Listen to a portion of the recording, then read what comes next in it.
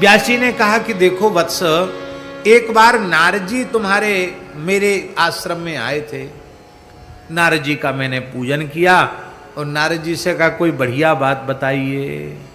तो नारद जी ने जो हमको सुनाया था वही हम तुमको सुना रहे हैं। बोलो भक्तवत्सल भगवान की। नारद जी ने क्या सुनाया था? कहते नारद जी ने बताया कि एक बार हे व्यास जी, मैं घूमते घूमते यमलोक पहुंच गया। यमलोक में मैंने क्या देखा कि वहां पापी भयंकर रौरव नरक में पड़े हुए भयंकर यातना भोग रहे हैं।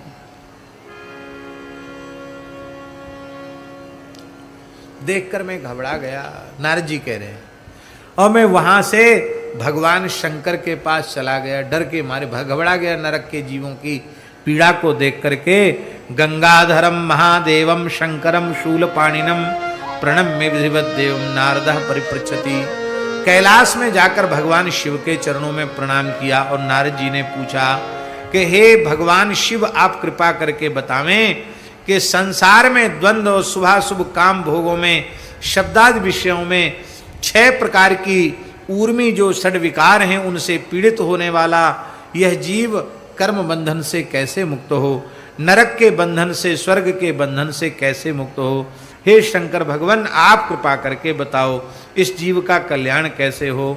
उस समय शंकर जी ने जो बताया था नारद जी को और नारद जी ने बताया था हमको, वही बात हे सुखदेव हम तुमको बता रहे हैं।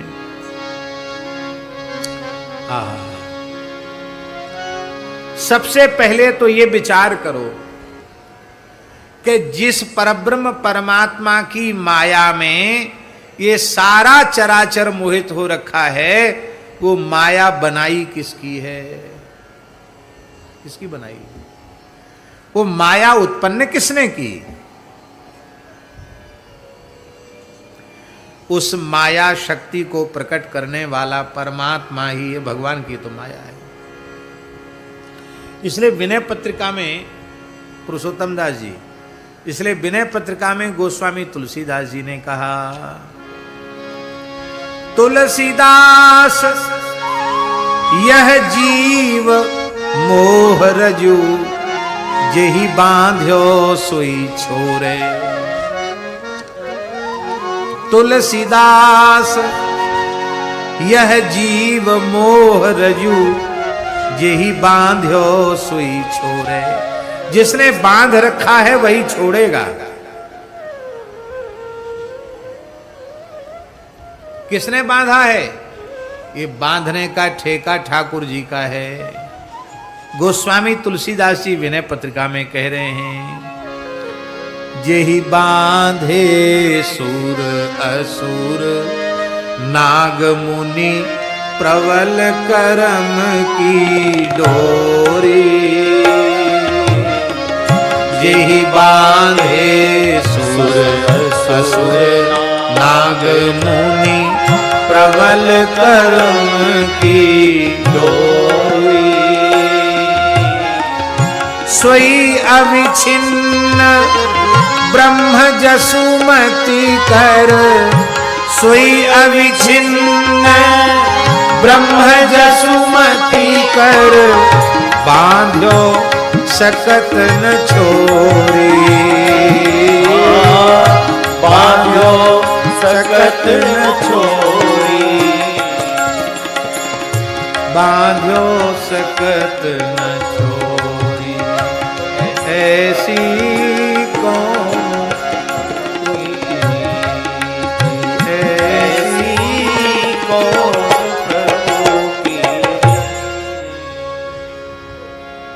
सबको बांधने वाले भगवान है। इसलिए गीता जी में स्पष्ट कह दिया गया, माम एव ये प्रपद्यन्ते माया मेताम तरन्तिते।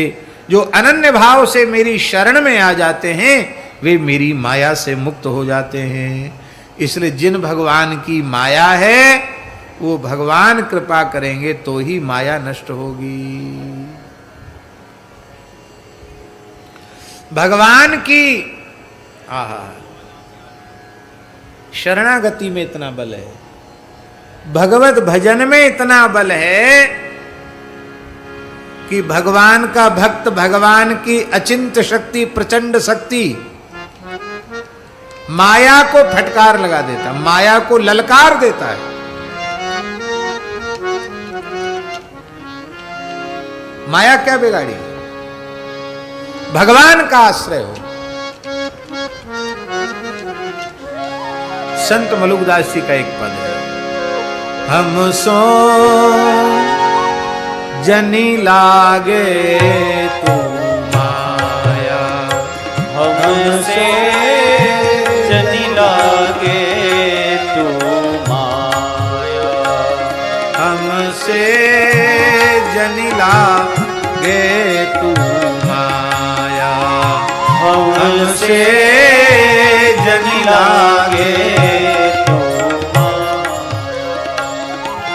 थोड़े से फिर बहुत होएगी, थोड़े से फिर बहुत होएगी, सुनी पे रघुराया, सुनी पे रघुराया, हमसे जन लागे तू माया, हमसे जन लागे तू माया। आहा, अपने में है साहिब हमारा, अजहू चेत दीवानी, अपने में है साहिब हमारा, अजहू चेत दीवानी, काहू जन के बस परिजय हो, काहू जन के बस परिजय हो, भरत मरहुगी पानी, भरत मरहुगी पानी, हमसे जन लागे तू माया, हमसे जन लागे तू माया। तरवे चिते लाज कर जन की, डार हाथ की फांसी, तरवे चिते लाज करूं जन की, डार हाथ की फांसी, जनते तेरो जोर न चली है, जनते तेरो जोर न चली है, रक्षपाल अविनाशी, रक्षपाल अविनाशी, हमसे जन लागे तू माया, हमसे जन लागे तू माया। कहे मनु का चुप कर ठगनी, कहे मनु का चुप कर ठगनी, अवगुण राख दुराई, अवगुण राख दुराई, जो जन उबरे राम नाम कई, जो जन उबरे राम नाम कई, ताते कछु न बसाई, ताते कछु न बसाई, हमसे जनि लागे तू माया, हमसे जनि लागे तू माया, हमसे जनि लागे तू हमसे जनि लागे तू तृणादि चतुरस्यान्तं भूतग्रामं चतुर्विधं चराचरम जगत सर्वम प्रसुप्तम यस्य माया। तिनके से लेके ब्रह्मा जी तक सब जिनकी माया में मोहित होकर के सो रहे हैं, उन भगवान की शरणागति के बिना, भगवान शंकर कह रहे हैं नारद जी से, नारद जी कह रहे हैं व्यास जी से, और व्यास जी कह रहे हैं सुखदेव जी से, और सुखदेव जी के माध्यम से हम सबसे कह रहे हैं। बिना भगवत शरणागति के आज तक किसी भी प्राणी ने भगवान की माया से पार नहीं पाया है। इसलिए भगवत शरणागति ही भगवान की माया से मुक्त होने का एकमात्र साधन है। जो भोग में ऐश्वर्य के मद में मतवाले हो रहे हैं, तत्व ज्ञान से विमुख प्राणी हैं, उनकी स्थिति कैसी है? बोले जीर्णा संसार सुमहापंके जीर्णा गौरिव मज्जति। जैसे कोई बूढ़ी दुर्बल गाय हो, बूढ़ी गैया हो, कमजोर गैया और दुर्बल गाय हो, जय हो, प्रस्थान कर रहे हैं महाराज जी, यही हैं, आएंगे कभी, जय हो, कल आएंगे। ठीक, जय जय श्री राधे। भोगैश्वर्य मदोन्मत्त तत्वज्ञान परांगमुखा, जो तत्वज्ञान से शून्य हैं, उनकी दशा तो ऐसी है जैसे कीचड़ में फंसी भई बूढ़ी गाय, ऐसी दशा उनकी है। देखो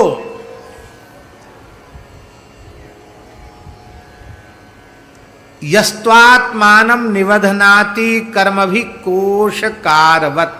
बहुत सुंदर बात है, बहुत ध्यान से सुने।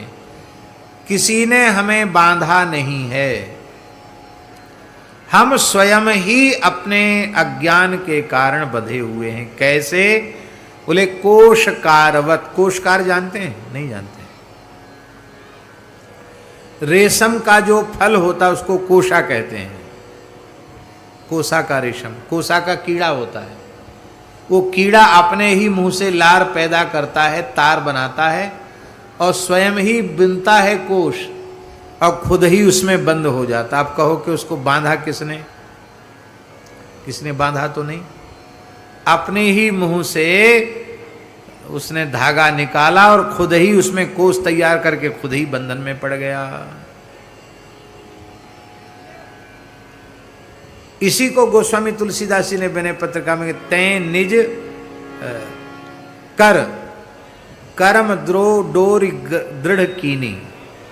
तूने अपने हाथ से ही कर्म की रस्सी को मजबूती से बांधा है, कोई दूसरा बांधने वाला नहीं। तू स्वयं ही उसमें कारण है। ऐसा व्यक्ति करोड़ों जन्म उसको हो जाएं तो भी वह माया के बंधन से मुक्त नहीं होता। इसलिए भगवान की शरण होकर के, भगवान का आश्रय लेकर के भगवान का भजन करना चाहिए। सदा भगवान के पवित्र नामों का जप करना चाहिए, संकीर्तन करना चाहिए और भगवान के मंगलमय स्वरूप का ध्यान करना चाहिए। नेत्र बंद करके भगवान के चरण से लेके मुखारविंद तक, मुखारविंद से लेके चरण तक, यहाँ चतुर्भुज स्वरूप का ध्यान दिया गया है। अपनी भावना के अनुसार मुरली मनोहर धनुषधारी जो स्वरूप आपको अत्यंत हृदय में बसा हुआ हो, उस स्वरूप का ध्यान करना चाहिए। और जब नेत्र खोले तो समझना चाहिए कि विराट ब्रह्मांड सब कुछ भगवान ही हैं, भगवान के अतिरिक्त यहाँ दूसरा कुछ भी नहीं है। अमृतम परमानंदम सर्व पाप विवर्जितम ब्रह्मण्यम शंकरम विष्णुम सदा संकीर्ति मुच्यते। कहते ब्राह्मणों के परम उपासक भगवान शंकर और भगवान विष्णु, इनके नामों का कीर्तन करने वाले संसार बंधन से मुक्त हो जाते हैं। यहाँ एक विशेष बात है कि शिवजी के नाम और नारायण के नाम, इन दोनों के नामों के कीर्तन की महिमा है। देखो, वह योगेश्वर भगवान सबके हृदय कमल में विराजमान हैं, सबके शुभाशुभ को अच्छी प्रकार से समझने वाले हैं। उन भगवान का ध्यान करने से चित्त निर्मल हो जाता है, संपूर्ण द्वंद्वों से मुक्त हो जाता है। वो भगवान का ध्यान करता हुआ पुरुष जो भगवान नाम गोत्र से शून्य हैं, अद्वितीय हैं, जागृत स्वप्न सुषुप्ति तीनों अवस्थाओं से परे हैं, ऐसे भगवान का एकाग्र मन से ध्यान करने वाला जीव कर्म बंधन से मुक्त हो जाता है। क्योंकि विष्णु प्रतिष्ठितम विश्वम विष्णुर्विश्वे प्रतिष्ठितः विश्वेश्वरमजं विष्णुम कीर्तयन्नेव मुच्यते। ये सारा विश्व विष्णु में प्रतिष्ठित है और विष्णु में विश्व प्रतिष्ठित है और विष्णु विश्व में प्रतिष्ठित है। भगवान में सब संसार प्रतिष्ठित है और संपूर्ण संसार में भगवान प्रतिष्ठित हैं। ऐसा ध्यान करते हुए जो भगवान के नामों का कीर्तन करता है वह कर्म बंधन से मुक्त हो जाता है। इसका मतलब है संकीर्तन से ही कर्म बंधन से छुट्टी होती है। संकीर्तन करे और भगवान के मंगलमय स्वरूप का ध्यान करे। इसलिए संसार बंधनान मुक्ति मिच्छन काममशेषतः भक्त्यैव वरदम विष्णुम सदा ध्यायन विमुच्यते। संसार बंधन से छूटने की इच्छा हो तो कीर्तन जरूर करो, नाम जप करो, नाम संकीर्तन करो और भगवान के मंगलमय स्वरूप का ध्यान करो। देखो, ध्यान की कई पद्धतियां हैं। एक पद्धति तो ध्यान की ये है कि आपके सद्गुरु भगवान ने जो ध्यान आपको एक निश्चित बता दिया हो उस ध्यान को करो, अथवा पुराण में जहाँ कहीं जो ध्यान आपको पढ़ते पढ़ते प्रिय लगता हो उस ध्यान को कंठस्थ कर लो और उस ध्यान का निरंतर चिंतन करो। तीसरा एक उपाय है कि भगवान का अर्चावतार, भगवान के मंदिर का स्वरूप, बिहारी जी, राधा वल्लभ जी, राधा रमण जी, आपके अपने घर के सेव्य ठाकुर जी, आपको जो ठाकुर जी का अर्चावतार स्वरूप अत्यंत प्रिय लगता हो उसी स्वरूप का आप ध्यान करने लग जाएं, क्योंकि वो स्वरूप तो आपने अपने नेत्रों से देखा है, भगवान का दर्शन कर ही रहे हैं। द्वारकाधीश जी का ध्यान, बद्रीनाथ जी का ध्यान, जगन्नाथ जी का ध्यान, जो आपने जिनका दर्शन किया उनका ध्यान तो आप कर सकते हैं कि नहीं कर सकते? ध्यान करें। एक ये पद्धति है। ये पद्धति से भी कोई ध्यान न कर सके तो भगवान का जो चित्र आपको अत्यंत प्रिय हो, भगवान की जो चित्र छवि अत्यंत प्रिय हो, उस छवि को एक ऐसे स्थान पर प्रतिष्ठित कर दे जहां हम सीधे एक दृष्टि से उसका दर्शन कर सकें। पूजन करके और अपने मंत्र का जप करते हुए, नाम जप करते हुए, नेत्र खोल करके चरण से लेके मुखारविंद तक, मुखारविंद से लेके चरण तक दर्शन करें और धीरे धीरे नेत्रों के मार्ग से उस स्वरूप को हृदय में लावें। फिर आंख बंद करके फिर उस झांकी का भीतर अनुभव करें। फिर थोड़ी देर बाद नेत्र खोल के फिर बाहर देखें, फिर भीतर देखें, फिर बाहर देखें। आप ज़्यादा नहीं 6 महीने तक भी इस प्रकार से जप और ध्यान का साधन एकांत में बैठकर करेंगे तो भगवत कृपा से, संत सद्गुरु कृपा से ऐसी कृपा होने लग जाएगी कि उस चित्र से ही आपकी बातचीत होने लग जाएगी, ठाकुर जी की लीला प्रकट होने लग जाएगी और आपकी दृष्टि में इतना बल आ जाएगा कि आप दृष्टि ऐसी उठाओगे तो जिधर दीवाल है वहां भी आपको भगवान की छवि दिखाई पड़ेगी। परम श्रद्धेय भाई श्री हनुमान प्रसाद पोद्दार जी ने इस प्रकार का साधन करके, अनुभव करके बताया। उन्होंने जब भगवान का ध्यान करते थे उनको चराचर में भगवान का दर्शन होने लग गया था। लेकिन अब बात तो ये है कि करना तो कुछ है नहीं, हमको भी कुछ नहीं करना, हमको भी कहना है तो कहाँ से होगा फायदा। हम भी कहने के साथ करें भी। भगवान नृसिंह से हम प्रार्थना करते हैं कि आपकी कृपा से आपके इस दिव्य पुराण का हम वाचन कर रहे हैं, हम जो कुछ कह रहे हैं वह हमारे जीवन में उतर आवे, ऐसी प्रार्थना हम भगवान से करते हैं और आप सबके लिए भी करते हैं। मान लो वह भी ध्यान आप न कर सकें, अब हम अपना विचार आप पर थोप नहीं रहे हैं और हम अपने मन की बात बोल रहे हैं। आपकी अपने सद्गुरु भगवान में श्रद्धा है, आप अपने सद्गुरु भगवान की मंजुल मूर्ति का ध्यान करने लग जाएं, उसमें तो कोई आपको कठिनाई नहीं होगी। उनका आप ध्यान करेंगे तो हम यह पक्का विश्वास आपको दिलाते हैं कि सद्गुरु भगवान का जो चिन्मय स्वरूप है उसका आप ध्यान करेंगे तो कभी न कभी उनके हृदय में विराजमान श्री सीताराम जी, श्री श्यामा श्याम जी का भी आपको दर्शन अवश्य हो जाएगा, इसमें कोई संदेह नहीं। भगवान अपने भक्तों के हृदय में निरंतर विराजते हैं, पर भाई ऐसी श्रद्धा हो तभी है। ज्ञान गुदरी में कबीर जी ने क्या कहा, तन मन प्रेम से सुरति लगाई, प्रथम ध्यान गुरु का कर भाई।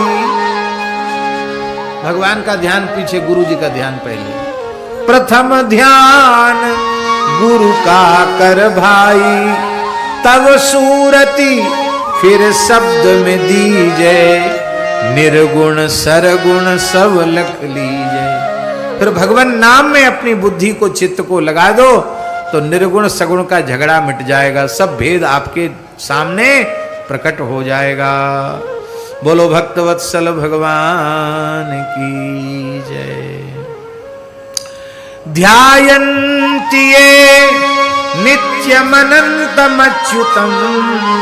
हृत्पद्म मध्ये स्वथ कीर्तयन्ति ये, उपासकानां प्रभुमीश्वरं परं, ते यान्ति सिद्धिं परमां तु वैष्णवीं। बोलो भक्तवत्सल भगवान की जय। सुखदेव जी महाराज ने कहा कि आपने जप की बड़ी महिमा बताई, ध्यान की महिमा बताई, संकीर्तन की महिमा बताई, तो क्या जप करना चाहिए भी आप बता दो। तो व्यास जी ने अष्टाक्षर मंत्र का यहाँ उपदेश किया है। अष्टाक्षर माने नारायण मंत्र का उपदेश किया है। ओमकार प्रथम में है, प्रणव प्रथम में है, इसके बाद नमः पद है, फिर नारायण शब्द से चतुर्थी का एक वचन है। इस प्रकार से इस अष्टाक्षर मूल मंत्र का वर्णन किया है और कहा कि इसके नारायण ऋषि हैं, गायत्री छंद है, परमात्मा देवता हैं, ओंकार शुक्ल वर्ण है, ओंकार का वर्ण शुक्ल वर्ण है और नकार का रक्त वर्ण है, मोकार का कृष्ण वर्ण है, नाकार का रक्त वर्ण है, राकार का कुमकुम रंग का वर्ण है, यकार का पीत रंग का वर्ण है, णाकार का अंजन के समान काला वर्ण है और यकार विविध वर्णों से युक्त है। इस प्रकार से ये अष्टाक्षर महामंत्र है जो भोग मोक्ष सब कुछ प्रदान करने में समर्थ है। भक्तानाम जपताम तात स्वर्ग मोक्ष फल प्रदा, वेदानाम प्रणवे नैशो सिद्धो मंत्र सनातन।